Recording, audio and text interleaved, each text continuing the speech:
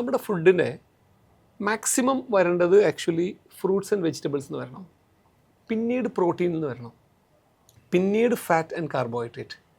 അങ്ങനെയാണ് അതിൻ്റെ ഒരു പ്രൊപ്പോർഷൻ വേണ്ടത്. ഫോർ എക്സാമ്പിൾ ഇപ്പോൾ നമ്മളൊരു പ്ലേറ്റ് എടുക്കുകയാണെങ്കിൽ അതിൻ്റെ ഒരു 1/3 താഴെ നമ്മൾ കാർബോഹൈഡ്രേറ്റ് വെച്ച്, ഒരു 1/3 പ്രോട്ടീൻ വെച്ച്, 1/3 മിനറൽ ലൈക്ക് ഫൈബേഴ്സും ഫ്രൂട്ട്സ് ആൻഡ് വെജിറ്റബിൾസ് ഒക്കെ വെച്ച് കഴിഞ്ഞാൽ that's a very healthy food. നേരെ മറിച്ച് നമ്മുടെ ഒരു ട്രഡീഷണലി നമ്മുടെ സ്റ്റൈൽ എന്താ, നമ്മൾ ആദ്യം ചോറ് 3/4 നമ്മൾ ചോറിടും, പിന്നെ അതിൻ്റെ സൈഡിൽ കുറച്ചൊരു പ്രോട്ടീൻ, ഏത് ഒരു കഷ്ണം മീനോ അല്ലെങ്കിൽ ഒരു കഷ്ണം ചിക്കൻ എന്തെങ്കിലും ഉണ്ടാവും, പിന്നെ കുറച്ച് ഉപ്പേരി, ഇങ്ങനെയുള്ള നമ്മൾ കഴിക്കുന്നത്. അതാണ് ട്രഡീഷണൽ. ഞാൻ ഇപ്പോഴത്തെ ജനറേഷനല്ല പറയുന്നത്, ട്രഡീഷണലി നമ്മുടെ. അപ്പോൾ അതിൽ ഇന്ന് ആക്ച്വലി നമ്മൾ ഫാറ്റും ഇതൊക്കെ കഴിക്കുന്നതിനേക്കാളും ഹാംഫുള്ളാണ് കാർബോഹൈഡ്രേറ്റ് കൂടുതൽ കഴിക്കുന്നത്. കാരണം കാർബോഹൈഡ്രേറ്റ് എന്ന് പറയുമ്പോൾ നമ്മുടെ കാലറീസാണ്, എക്സസ് കാലറീസാണ് ഇപ്പോഴത്തെ ഫുഡിൻ്റെ ഏറ്റവും വലിയ പ്രശ്നം.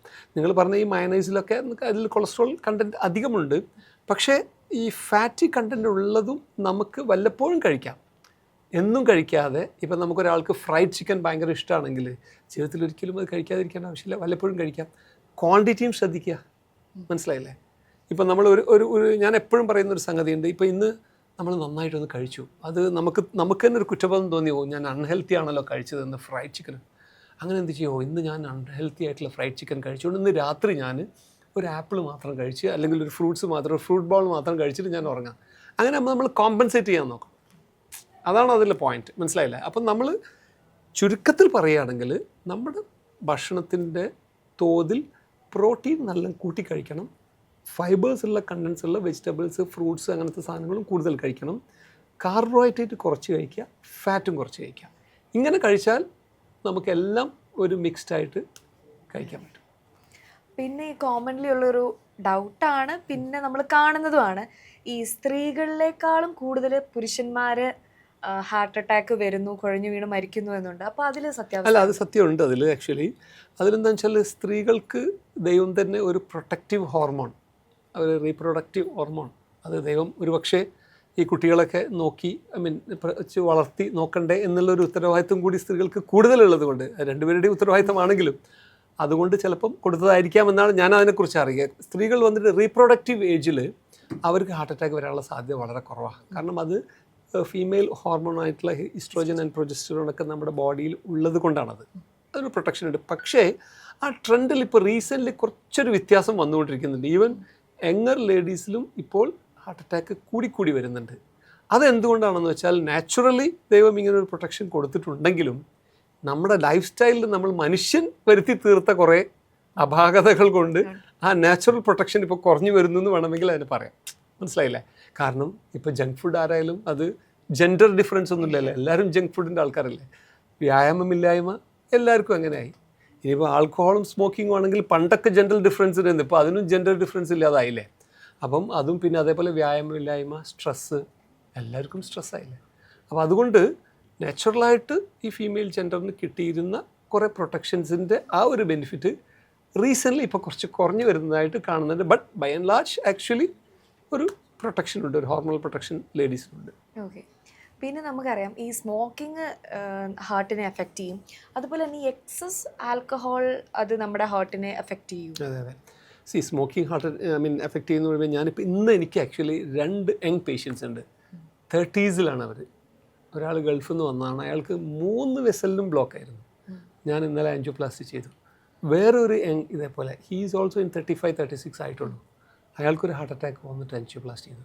അപ്പോൾ ഈ 2 പേർക്കും വേറെ ഒരു റിസ്ക് ഫാക്ടേഴ്സും ഇല്ല സ്മോക്കിംഗ്. ആ 2 പേരും ഡിസ്ചാർജ് ആയിട്ടില്ല, ഇന്ന് വൈകുന്നേരം ഡിസ്ചാർജ് ചെയ്യുന്നുള്ളൂ. അപ്പോൾ ഈ 2 പേർക്കും സ്മോക്കിംഗ് മാത്രമാണ് ഹാർട്ട് അറ്റാക്ക് വരാനുള്ള കാരണം. അപ്പോൾ ഈ ആളുകൾക്ക് സ്മോക്കിംഗ് കേടാണ്, smoking is injurious to health എന്ന് അതിൽ എഴുതി വെച്ചിട്ട് എല്ലാവർക്കും അറിയാം കേടാണെന്നുള്ളത്. പക്ഷേ ഇത് ഹാർട്ട് അറ്റാക്ക് ഉണ്ടാക്കും എന്നുള്ളത് ഇവർ തന്നെ സ്മോക്ക് ചെയ്യുന്നവർ തന്നെ ഇത് വന്നതിന് ശേഷം അറിയുന്നത്. അതിന് വേറൊരു സങ്കടകരമായ കാര്യം എന്താണെന്ന് വെച്ചാൽ ഹാർട്ട് അറ്റാക്ക് പണ്ടൊക്കെ 50s, 60s, 70s വന്നിരുന്നത്. ഒരു 30s ഒരാൾക്ക് ഹാർട്ട് അറ്റാക്ക് വരിക എന്ന് പറയുമ്പോൾ അയാളുടെ ലൈഫിൽ ഏറ്റവും പ്രൊഡക്റ്റീവ് ഏജാണ്. അയാളുടെ ജീവിതത്തിൽ ഒരുപാട് കരിയറിൽ, മറ്റ് ഫാമിലി ഒബ്ലിഗേഷൻസ്, ഇങ്ങനെ ഒരുപാടുള്ള സമയത്താണ് പെട്ടെന്നൊരു ഇടുത്തി പോലെ ഇത് വന്ന് വീഴുന്നത് എന്നുള്ള ഒരു സോഷ്യൽ ഇമ്പാക്റ്റ് കൂടി അതിനുണ്ട്. അതാണ് അതിൻ്റെ ഏറ്റവും വലിയ. ഞാൻ എപ്പോഴും പറയാറുണ്ട്, ഞാൻ ആക്ച്വലി ഏറ്റവും കൂടുതൽ ഈ പ്രോഗ്രാംസ് ചെയ്തിട്ടുള്ളത് പ്രിവെൻറ്റീവ് കാർഡിയോളജിക്ക് വേണ്ടി എന്ന് വെച്ചാൽ ഹാർട്ട് അറ്റാക്ക് വരാതിരിക്കാൻ അല്ലെങ്കിൽ രോഗത്തിന് എങ്ങനെ പ്രതിരോധിക്കാം എന്നുള്ള ക്ലാസ്സുകളാണ്. ഞാൻ എങ്ങനെ ഓപ്പറേഷൻ ചെയ്യാം, എങ്ങനെ ബ്ലോക്ക് നീക്കാം, എങ്ങനെ വാൽവ് മാറ്റാം എന്ന് പറയുന്നതിനേക്കാൾ കൂടുതൽ ചെയ്തത്. അതിൻ്റെ കാരണം എന്താണെന്ന് വെച്ചാൽ ഈ ഒരു പ്രൊഡക്റ്റീവ് ഏജിലുള്ള ആളുകൾക്ക് ഇത് വന്നു കഴിഞ്ഞാൽ അതിനൊരുപാട് സോഷ്യോ ആൻഡ് ഫാമിലി ഇമ്പാക്റ്റ് ഉണ്ടാവും. നിങ്ങൾ ആലോചിച്ച് നോക്കുക, ഒരാൾ 38 വയസ്സിൽ മരിക്കുകയാണെങ്കിൽ, അറ്റാക്ക് വന്നപ്പം അയാളെ നമുക്ക് രക്ഷപ്പെടുത്താൻ പറ്റി, അയാൾ മരിക്കുകയാണെങ്കിൽ അയാളെ കുട്ടികൾ 5 വയസ്സുള്ള ആൾ, 7 വയസ്സുള്ള ഒരാൾ, എവിടെയും എത്താത്ത ആ ഒരു സമയത്ത് അവരെ അനാഥരാക്കിയിട്ട് ഈ അച്ഛൻ പോകുന്നൊരവസ്ഥയാണ് വരുന്നത്. അതുകൊണ്ട് കൂടിയാണ് നമ്മൾ ഈ ഒരു മെസ്സേജ് ആക്ച്വലി ഈ ഹാർട്ട് അറ്റാക്ക് വരാനുള്ള കാരണത്തിനെക്കുറിച്ചും അത് യങ് ഏജിൽ വരാനുള്ള കാരണത്തിനെക്കുറിച്ചും അതിനെ പ്രിവെൻറ്റ് ചെയ്യണം എന്നുള്ളതിനെക്കുറിച്ചൊക്കെ നമ്മൾ വലിയൊരു മെസ്സേജ് നമ്മൾ പബ്ലിക്കിന് കൊടുക്കേണ്ടതാണ്. അതിലൊന്ന് 100% പ്രിവെൻറ്റബിൾ സാധനമാണ് ഈ സ്മോക്കിംഗ് ആൻഡ് ആൽക്കഹോൾ, അല്ലേ? ഇപ്പോൾ നമ്മുടെ അച്ഛനക്ക് വന്നു, അല്ലെങ്കിൽ നമ്മളിപ്പോൾ ഭക്ഷണം കുറച്ച് കഴിച്ചു പോയി, നമുക്ക് ജീവിതകാലം മുഴുവനും ഇങ്ങനെ പിടിച്ചു വെച്ച് ഒരു ബിരിയാണി കഴിക്കാതിരിക്കാൻ പറ്റില്ലല്ലോ. പക്ഷേ 100% ഒഴിവാക്കാൻ പറ്റിയ ഒന്നാണ് സ്മോക്കിംഗ്. അതേപോലെ തന്നെ നിങ്ങൾ ചോദിച്ച ചോദ്യത്തിൽ alcohol is also even 1 drop of alcohol is injurious to health എന്നാണ് ഞാൻ വിശ്വസിക്കുന്നത്. ഇന്നുവരെ മെഡിക്കൽ ശാസ്ത്രം എവിടെയും പ്രൂവ് ചെയ്തിട്ടില്ല ആൽക്കഹോൾ ഈസ് ഗുഡ് എന്ന്. അത് കുറച്ച് കഴിച്ചാൽ കുറച്ച് കേട്, കൂടുതൽ കഴിച്ചാൽ കൂടുതൽ കേട്, അത്രേ ഉള്ളൂ. അത് മാത്രമേ അതിൻ്റെ ഡിഫറൻസ് ഉള്ളൂ. പിന്നെ ഈ ആൽക്കഹോൾ പ്രേമികളുണ്ട് ഭയങ്കരമായിട്ട്. അതിനവർ ന്യായം നമ്മുടെ മനുഷ്യരങ്ങനെയാണല്ലോ, നമ്മളെന്തെങ്കിലും ഒരു സ്വഭാവം നമുക്കുണ്ടെങ്കിൽ അതിനെന്തെങ്കിലും റീസൺ കണ്ടെത്താൻ നോക്കും. അപ്പോൾ അവർ അങ്ങനെ ഒരു സ്റ്റഡി ഉണ്ടല്ലോ, മറ്റേ വീഞ്ഞ് കഴിച്ചാൽ അല്ലെങ്കിൽ ഗ്രേപ്പ് വൈൻ കഴിച്ചു കഴിഞ്ഞാൽ വൈൻ